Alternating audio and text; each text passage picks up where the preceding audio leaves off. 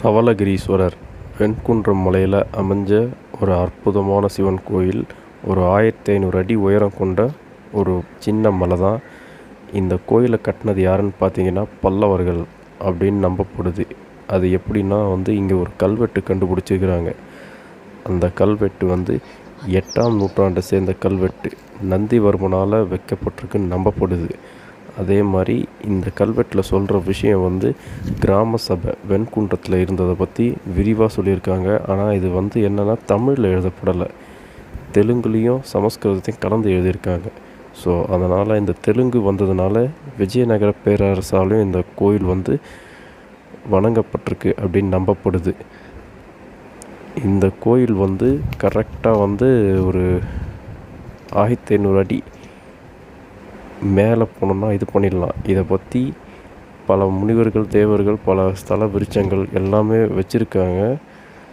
அதில் நம்மளுக்கு ஆதாரமாக இருக்கக்கூடியது பார்த்திங்கன்னா காஞ்சி புராணத்தில் சிவஞான முனிவர் 18ஆம் நூற்றாண்டில் இதை ஒரு மூலிகை நிறைஞ்ச மரங்கள் கொண்ட ஒரு அற்புதமான மலைன்னு குறிப்பிட்டிருக்காரு.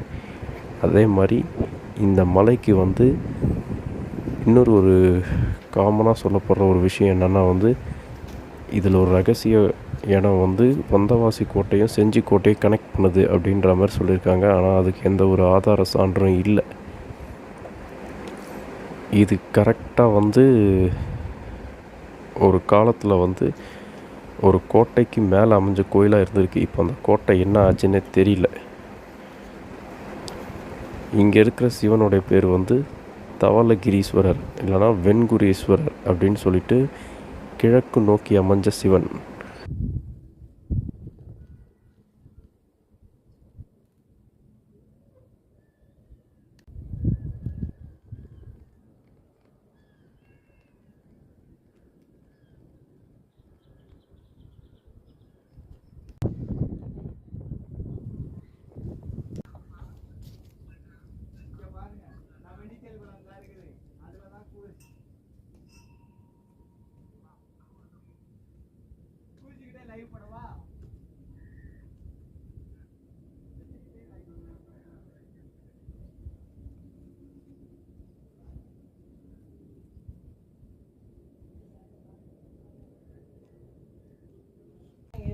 செஞ்சு கோட்டை அந்த மாதிரி நாங்கள் இருக்கும். திருவண்ணாமலைக்கு போனால் கரெக்டாக இருக்கும்.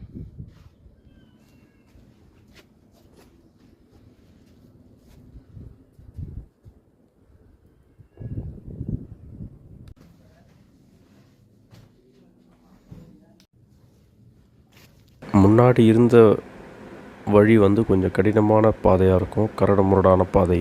இப்போ என்ன பண்ணிட்டாங்கன்னா மக்கள் கூட்டம் அதிகமாக வர்றதை பார்த்து படிக்கட்டு வழி ஒன்று போட்டுக்கிறாங்க. ஆக மொத்தம் இந்த கோயிலை சேரத்துக்கு 2 வகையான வழி இருக்குது.